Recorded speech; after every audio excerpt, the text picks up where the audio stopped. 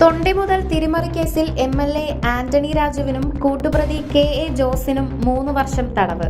Nedumangad first class judicial magistrate കോടതിയാണ് വിധി പറഞ്ഞത്. വിധിയോടെ തിരുവനന്തപുരം എംഎൽഎ ആയ ആന്റണി രാജു അയോഗ്യനാകും. നിലവിൽ എംഎൽഎ ആയിരിക്കാനോ അടുത്ത തിരഞ്ഞെടുപ്പിൽ മത്സരിക്കാനോ സാധിക്കില്ല.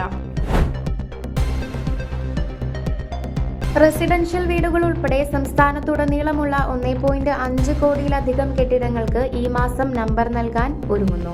വാർഡ് ഡീലിമിറ്റേഷന് ശേഷവും തദ്ദേശ സ്വയംഭരണ സ്ഥാപന തിരഞ്ഞെടുപ്പിന് മുമ്പും നടത്താൻ ആദ്യം നിശ്ചയിച്ചിരുന്ന നമ്പർ പുനർനിർണയ പ്രക്രിയ ഇപ്പോൾ അല്പം കാലതാമസത്തോടെ നടപ്പിലാക്കുകയാണ്. കെ സ്മാർട്ട് ആപ്ലിക്കേഷനിലെ കെട്ടിട നമ്പറുകൾ പുനഃക്രമീകരിക്കുന്നതിനുള്ള സൗകര്യങ്ങൾ തദ്ദേശ സ്വയംഭരണ വകുപ്പ് ഒരുക്കിയിട്ടുണ്ട്. തൃശൂർ ജില്ലയിലെ മറ്റത്തൂർ ഗ്രാമപഞ്ചായത്തിൽ ഡിസംബർ 27-ന് നടന്ന തിരഞ്ഞെടുപ്പിൽ ബി.ജെ.പിയുമായി സഖ്യമുണ്ടാക്കി അധികാരം പിടിച്ചെടുക്കാൻ 8 വാർഡംഗങ്ങൾ മത്സരിച്ചതിനെ തുടർന്നുണ്ടായ വിവാദം പരിഹരിക്കാൻ കേരള പ്രദേശ് കോൺഗ്രസ് കമ്മിറ്റി ഒത്തുതീർപ്പിലെത്തി. പാർട്ടി ടിക്കറ്റ് നിഷേധിച്ചതിനെ തുടർന്ന് 2 പേർ വിമത സ്ഥാനാർത്ഥികളായി മത്സരിച്ചിരുന്നു. ഒത്തുതീർപ്പിന്റെ ഭാഗമായി ബി.ജെ.പി പിന്തുണയോടെ പഞ്ചായത്ത് വൈസ് പ്രസിഡന്റായ നൂർജഹാൻ നവാസ് ശനിയാഴ്ച തന്റെ സ്ഥാനം രാജിവെക്കും.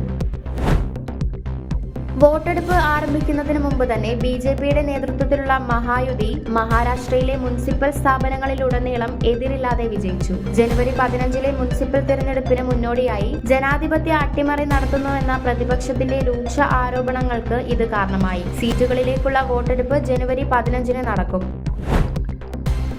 വിദ്യാർത്ഥികളുടെ പ്രശ്നങ്ങൾ കേൾക്കുന്നതിനും പരിഹാരങ്ങൾ നൽകുന്നതിനുമായി സ്കൂളുകൾക്കായി സർക്കാർ പ്രഖ്യാപിച്ച 1000 സൈക്കോ സോഷ്യൽ കൗൺസിലർമാരെ ഈ അധ്യയന വർഷം നിയമിക്കില്ല. ശമ്പളം ഉൾപ്പെടെ മതിയായ ഫണ്ട് അനുവദിക്കാൻ കഴിയാത്തതിനാൽ നിയമനങ്ങൾ മാറ്റിവെച്ചു.